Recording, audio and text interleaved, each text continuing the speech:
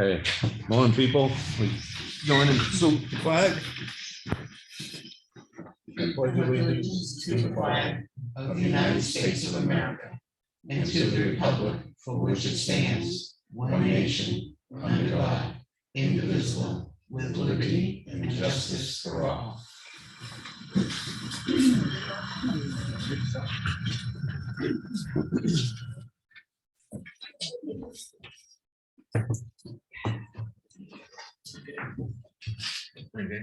Morning, everybody. Welcome. I make a motion to approve the selectmen's minutes of April 19th meeting. Second. Moved and seconded. All those in favor say aye. Aye. Aye. And we have two sets of non-public minutes for the same day. I make a motion to approve the first set. Second. All those in favor say aye. Aye. Aye. And the second set, I'll make a motion to approve that. Second. All those in favor say aye. Aye. And also in the signature folder, we had 5 intents to cut for the town. So price of timber is up. Make a motion to approve the manifest in the amount of $11,852.08. Second. Been moved and seconded. All those in favor? Aye. Aye. And in the mail folder, we had a letter from BTLA, ZBA notice, variance application, dredge and fill permit. Those two were on Remick Drive. And then we had the year-to-date NRA report for our transfer station. And thank you from the Tri-County Community Action Program. Administrative comments. We must have some. Right, I spoke to Clean Harbors and he said the barrels tested fine and he's going to talk to his field staff to have them follow up to take those out of there. And I followed up with Waste Management. They're gonna schedule a preventive maintenance on the compactors for Thursday or Friday when the transfer station closed. And there's not gonna be any problem putting the glass in with the other recycles during time that you're fixing the wall and everything. Oh, cool. Yeah, so he said, you're fine. Let's see, Andy Powers, he's Vegetation Control Services. He was with the energy company that sent us a thing saying they were going to be spraying and taking care of invasives, and he will be here in May. When he's here in May, he'll reach out to us and I'll connect him with one of you to go to the transfer station for the knotweed. And I talked to Skip Lyle on the beaver deceivers. He's actually pretty busy in the field right now. He'll be in Conway in May. He feels okay not seeing the site.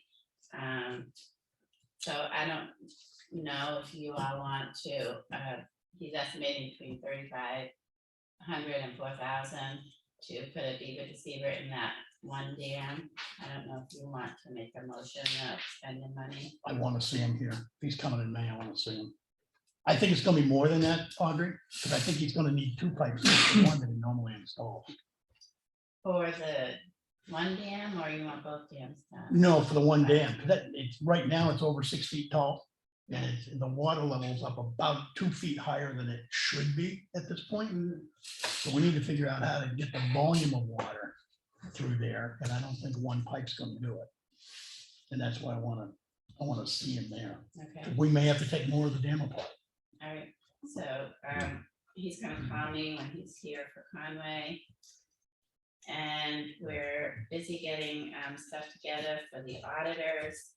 We did have one discrepancy in town administrator books, the town books, and Darlene and I couldn't find it. Greg Colby came in on Friday for a couple hours, and Darlene had duplicated a couple of entries, so that's all balanced. We're in good shape. And I received the fax for cemetery. Lenny, you're gonna reach out to the people in town, on that FEMA questionnaire that you sent me, Chuck, I filled it out as completely as possible.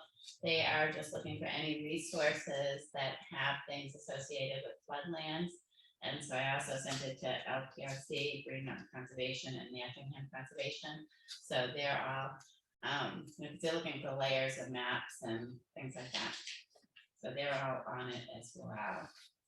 Coming up, I feel like I really need to tell LRPC where we're going to put the speed things and get that order in their schedule. So I know, Vicki, you did a drive around. Yeah. So someone can sit with me on the map, which will take a couple minutes to go here. Because they asked if we could provide a map. So I pretty much have it. It was just, I think, Yeah, we can do that. okay, all right, so. I'm gonna follow up with the guy on the silo. And I did try to sell it again last week, but no takers.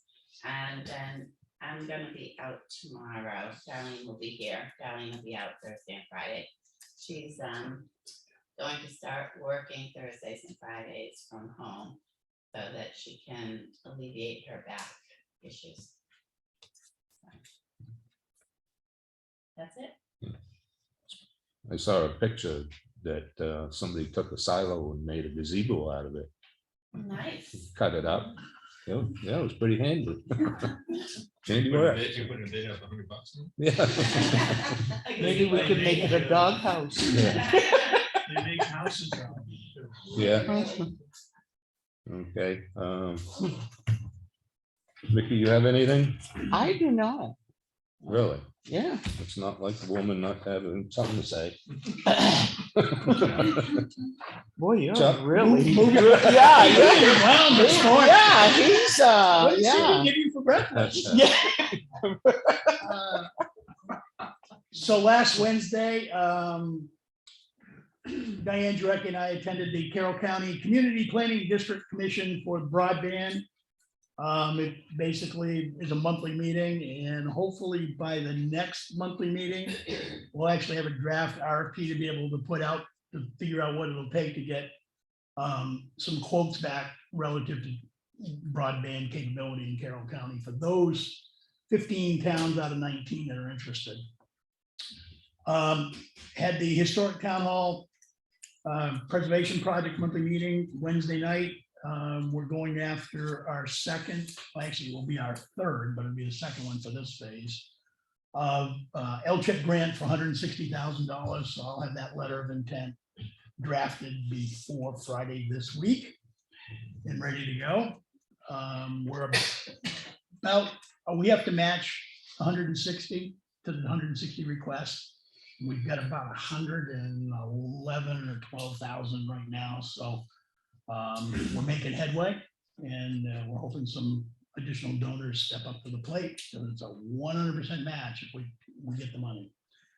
I contacted Chris Garcia about another wedge beaver deceiver for Townhouse Road, and attended two virtual training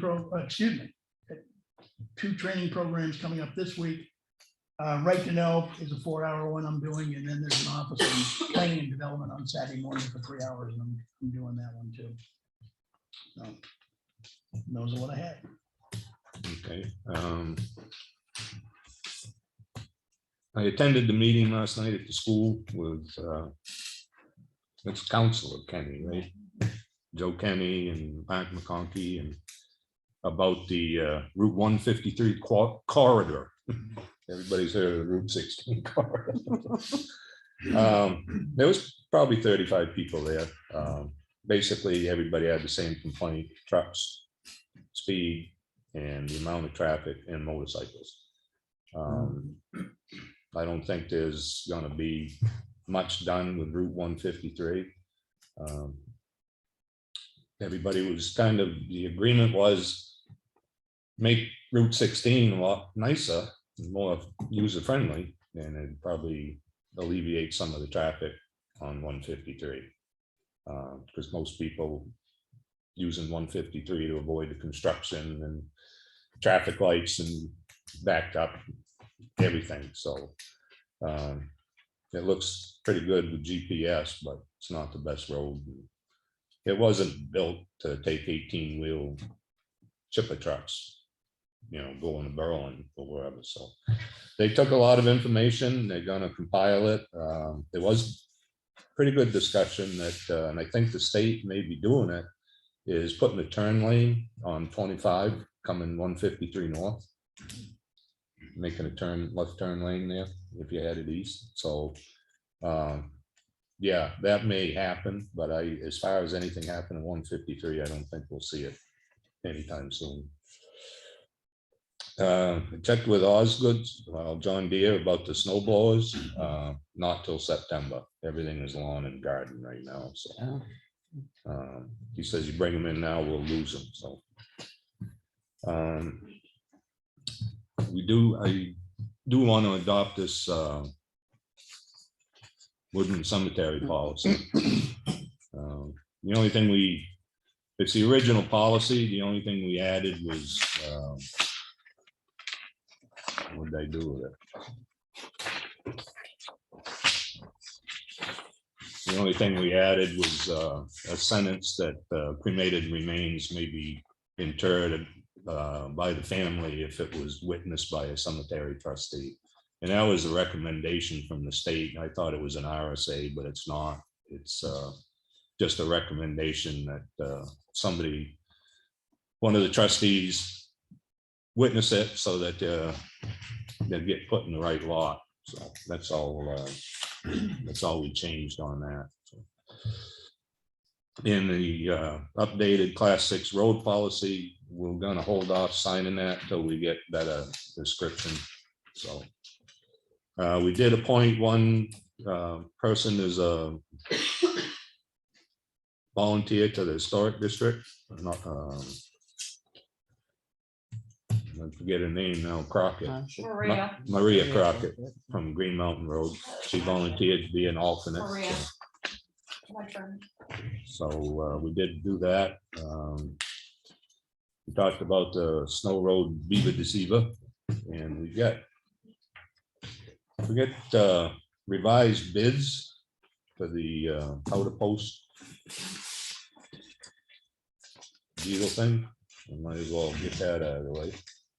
And the revision was agreed to by the Board of Selectmen, allowing further explanation by the historic architect to the two bidders regarding shoring requirements. As they start taking down floors and walls, what they have to do for shoring.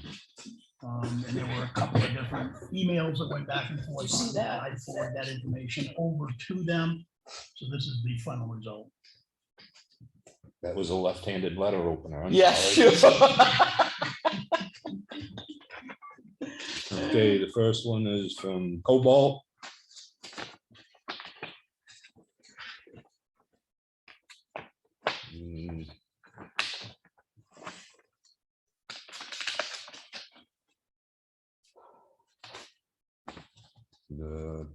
This one is $88,892.35 with an add alternate number 1 for $13,416. And the alternate, explain what alternate one was. Yeah, deduct the carpet tile from scope of work, install town supplied square edge and smooth 1-inch boards fastened with hand square nails, field sand, and finished floor with a clear poly finish. That was the alternate one.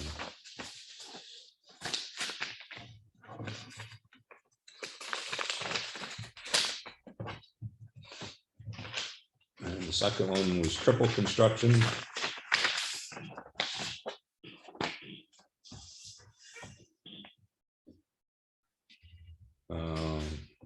It comes in $79,403. And add alternate 1 vertical shoring where 3 piers are being replaced. $5,803. Add alternate 2 engineering of shoring, $6,448. Add alternate 3, carpet and padding, Hmm. $8,212.15. And add alternate number 4, hardwood flooring install, $12,863.95. What was that last one? 12,000? Yeah, 12,863.95.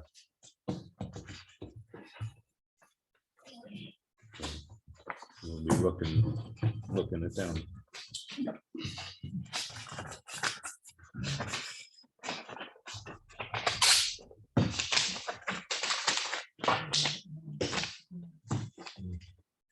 And just as an FYI, because I'm not sure it's in the document, I got an email from Triple. Based on their engineering review for shoring, they will not assume any responsibility or liability for any cracks, anything happening on the second floor. Oh, So with their proposal, their engineers basically said they won't assume any liability for and what additional about cracks Cobalt? to the. I mean, are they, Cobalt didn't respond didn't anyway. respond? So basically they would be responsible. The architect says the person that we choose is responsible. So I just want to make sure that it may be spelled out in both of them. If not, Chris is assumed and the other one is specifically out. And Cobalt is a lot more. If Not the if you, right- if you add up the 79, the 58, the 64 and the 12, Mhm. that'll be the total price for that one. Mm. Minus the Okay. carpet, right? Pardon me? Minus the carpet, right? Yeah, the way they did the carpet, I didn't include that in there. So, but we need to look at everything on there from those. Before we decide. Mhm. Yeah, you want to do that in a work session right after, or? It's fine with We me. can, but I want to get copies of them because I really want to. Oh, okay, Oh, all all right. right. all right. Because I think some of the verbiage changed and what came back to us. Yeah, from the we need first to time look at around. those. Yeah, okay. You can get copies, okay. One announcement, this Saturday is the roadside cleanup. Starts at 8. That's what I saw on the barbecue here at noon time. Right. And on the police Facebook page, they have put, if you see needles, drug paraphernalia, how to identify it. I'm gonna see if I can print it out, because I believe Evelyn expected a hard copy. And then we also have blue bags in the foyer, if people want to pick them up. So we just had a resident come and take 4 with them, and just gonna do a rapid test. Okay. I have, JT, oh, I just have a question. How do you know what areas that people are doing or whatever? It's You'd just, have to ask Evelyn. I don't know if people gather here. They there do, is- they gather here, basically, she fills out, yeah, different, people fill in where they're gonna be. kind of garbage. okay, and who does the barbecue thing? It's all They do. ECC. Okay, all right. Okay. JT, Morning. morning. Just a couple quick things. I made up some really nice spreadsheets with graphs and all that with call statistics, and then I left it all at my house. So. Well, I hope the apologize. kids aren't coloring on it. I apologize. So I will email that out so you guys will have that all when I get home tonight. So 142 calls as of right now for the year. So I think we're going to have a pretty busy year this year. Last year we had a total of 420 for the year, and just at the end of the first quarter we're already at 142. So 41 in January, 37 in March and February, and 27 in April so far. So busy couple of months. Yeah. Is the daytime shift still better than 50% of the Yep. calls? Yep, if I remember correct, it was somewhere around 75–80% was still during daytime coverage. So we are starting to see quite a bit more though that are outside of those hours between the weekends and overnights. So those statistics are on the paperwork that I don't have with me. Just so everybody's aware, I did have a change to my my full-time work schedule. So for action, I'm now going to be doing a 24-hour shift on Sunday. So that'll make me pretty much unavailable for here on Sundays. I've worked with my officers for the department, and I'll make sure that there's a point of contact available. Obviously, I'm available by phone if anything was to happen, and I'm working in the valley, so I'm close by. So I'll do a 24 on Sunday, and then I'll do a 12-hour overnight shift on Monday nights from 7 p.m. to 7 a.m. And that'll be it for the week. So that'll open up my availability quite a bit during the week to be here and go on calls and stuff like that. So you're saying this is just the 1 week? Or is this for This is my like new permanent schedule. a permanent? So I'll be available a lot more during the days to be around. And how does your wife feel about that? Yeah, we don't talk about that. No, she works overnights too, so our schedules are crazy, and that's just kind of how it is. Burn permits, I just wanted to talk about real quick. You can obtain burn permits online. There is unfortunately I think it's a $6 or $7 fee to obtain the burn permit online. Unfortunately, there's nothing we can do about that. There's nothing the state can do about that.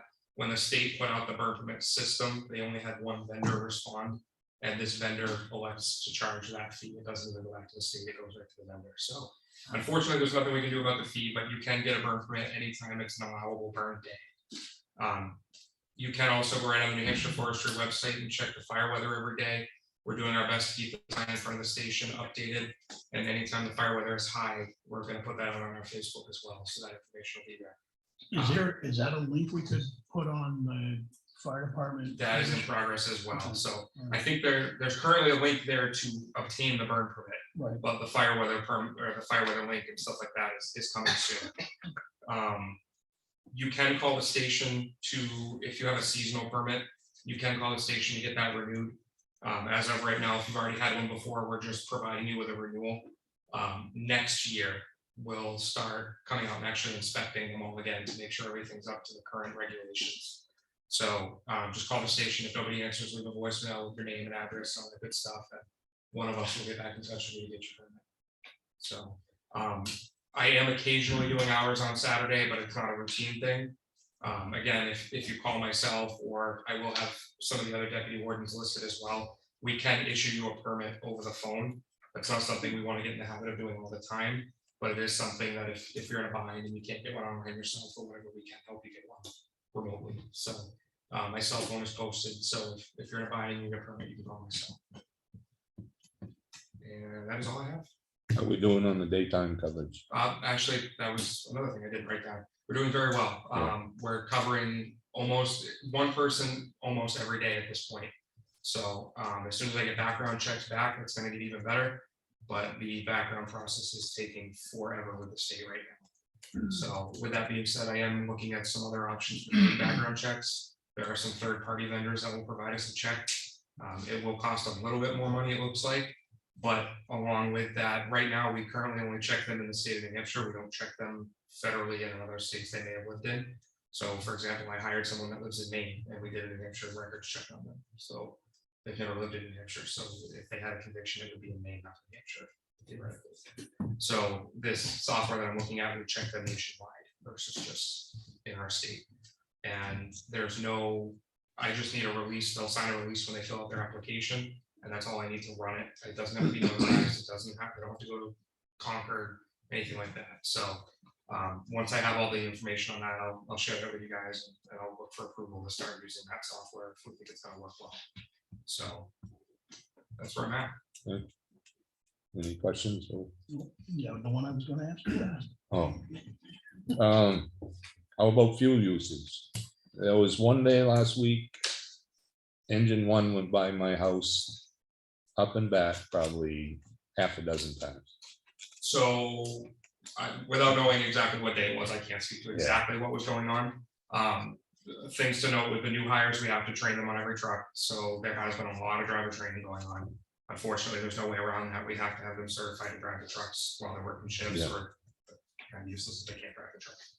So that is one thing we have to do, unfortunately. I'm keeping that as minimal as possible while still staying within the guidelines to keep us within state regulations, but and then calls. We have been pretty busy during the day with calls. So the other thing is engine one and engine two did go for maintenance last week. So you may have seen some shuffling there with the truck either going to or coming back from. So they just got some routine stuff done that needed to be fixed. No, So that's probably went from station 2 to station 1 and back again. Yeah, and that could have been it too. You Yeah. know, every now and then they run over to check the truck that's over there and make sure that's all ready to run for the call as well.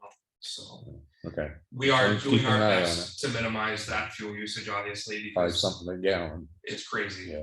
It's crazy. Okay. They're building hybrid fire trucks. Okay, you get anything request from us? Or? That's all I have. Oh, okay. I have nothing more. Open it up to public comment. Just a quick question. Yeah. What happened to the stop sign at the end of Cobalt Farm there, Champion Hill and Drake? There was a stop sign, yield. Yeah, it's on the ground. I don't know what happened. I saw it yesterday. I didn't even see it on the ground. All of a sudden it was just gone. Yeah, it was laying on the ground yesterday. We have a Right. tendency around town to leave stop signs. I thought someone picked it up and it just so happened that there was a 9/11 TV show where kids were stealing these stop signs. One bounced off of a pickup truck and hit a biker in the chest. And it was like, my grandson comes home and says, "Nana, the sign's gone." I said, "Oh, geez, don't be driving or riding behind a pickup truck." I was curious. I was like, oh, interesting. Yeah, I don't know if somebody run it over. If you look at the intersection, Elm and Green Mountain Road, somebody put down a set of tires there overnight. And then you go out the end of Ryfield Road, another set of There's tires some at the end of 153 and Yeah. Green Mountain, or Yeah. Green Mountain and. right out here, yeah. And then you go to Abbott's and Staples and, yeah, there's another set of tires there, so. Maybe we need to start giving money if people bring the tires, they'll clean them up. So, yeah, we'll, Concerning the town hall, the storage shed that we want to build for moving books, once we do those build project, there's a couple of trees we need to take out. So I wonder, Those are 2-inch, 3-inch. yeah, they're on the other side of the existing Toward the shed, septic in the system. septic, Yeah. So if there's any issue with that, yeah, They'll actually help the septic system. So. that'll help us out. David, Could you go over the policy with the class 6 roads that were, I missed that. oh, we're just updating it, but the roads, the way it's described, it says from Scotland East to Old Pound Road. We gotta come up with a little better, go with the street address and stuff, so. Another one, Libby Road, is from Linda Fairchild to Old Pound Road. So it's not always gonna be Linda Fairchild's or Scott Libby's house. So So we're gonna try. we're just trying to update it with a Okay. All right. house number or something. So, Yeah, and there was another issue that we came across. Well, we did our cleanup of the streets last weekend. Saturday. Was a better schedule for my wife. And I'd like to talk to the board about an issue we came up on, and but I'm not sure whether this should be a closed session topic, since it may involve some other residents. The reputation issue. It could be. are you gonna be naming names or, Oh, yeah, I will. I'll name names. oh, okay, so yeah, maybe it should be non-public.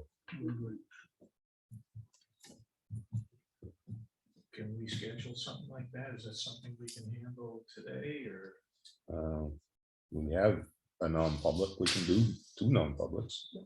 Great. You have to take your turn though. Fine, Yeah. I mean, Yeah, no problem. Person online want to talk? They left. Oh, they left. And I think if the staff wants to talk, they can come in. They usually do, they're away from me. Oh, okay. David, I'd just like to ask the chief on the 1 man per shift that you have, how many of those are in EMS?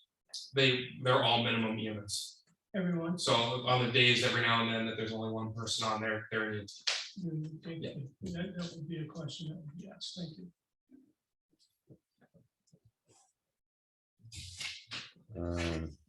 No more public comment. We do have one request for non-public by Dave Strauss, so make a motion to go in a non-public RSA 91A3 2A. All those in favor say aye. All right. Aye. And hang around, we'll come back and do another one for you later. Yep.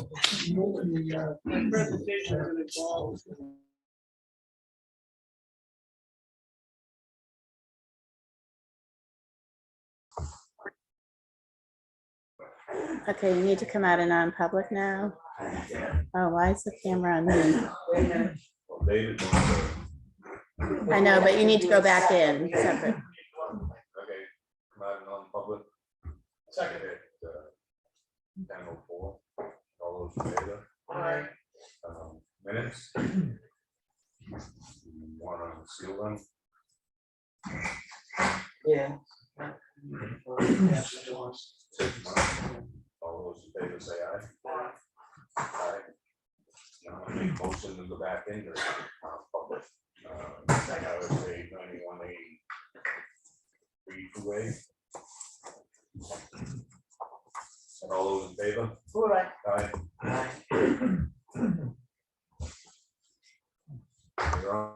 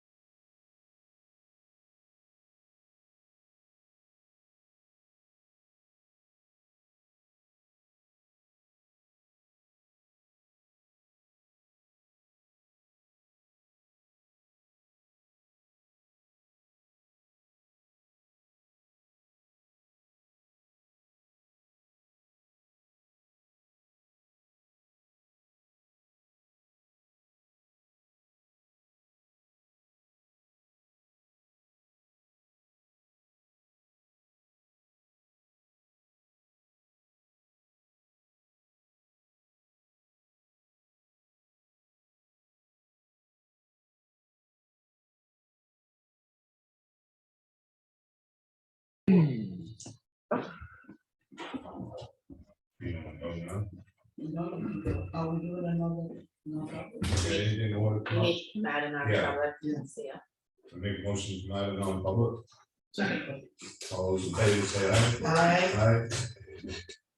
Anything more? Audrey, you have anything? I just thought that the workshop on Thursday you were going to do here is approved now. Oh, can I? The right. I'm sorry. Yeah. Yeah, I can do that. And that's why I originally said, in the notes, hey, I'll be anyway. Okay. So you wanna do the right to know on Thursday? I didn't plan on it. I'm going with that color class. Oh, that's right, you're in a public class. Okay. So it's only gonna be a little pounds. Okay. So that's good you said that, because I paid for it like a month ago. And I got a notice this morning that said, hey, you've already been sent the Zoom link. And it's like, I can't find the Zoom link, so I will reach out to them and ask for that. It probably, if Darlene signed you up, it went through her email, so I'll check. No, I paid for it on my own credit card. Oh, okay, yeah, so that was all yours, all right. But because of what happened for the last one, I had gotten some stuff and she ended up Right, getting it. yeah. So it's like, okay, so she probably did get it. Well, it could be like when I look for some stuff, is it Gmail, or that was January, February, was it, I think, or was it preservation? What Gmail is Chuck using today? Whichever one worked. Yeah, there was a 2-week period of time where that one didn't work. You're registered for that class. Tomorrow's class? Yeah. The color class. You're registered for Oh, that. I verified with her that it's all in view, No. but it's just in my account, yeah. Okay, so you're Email gonna, email said that. Yeah. Audrey was are you registered. going to steal those minutes? I don't think there's any. I'm sorry, what? I didn't hear. Seal the minutes, For, that's all? that's all. Um, Really wasn't. I don't know. anything We to look at mentioned- right now. We mentioned names, it's non-public, but But those aren't, won't be in the minutes. It's blank. I don't think we can. no, No, because it's a common occurrence around town, so. that's true, yeah. Then no, I would say. No, not single. We'll make a Then make a motion. motion to adjourn the Somebody- board of selectmen meeting. Second. All those in favor, say aye. Well, Aye. No, we, what were we meeting?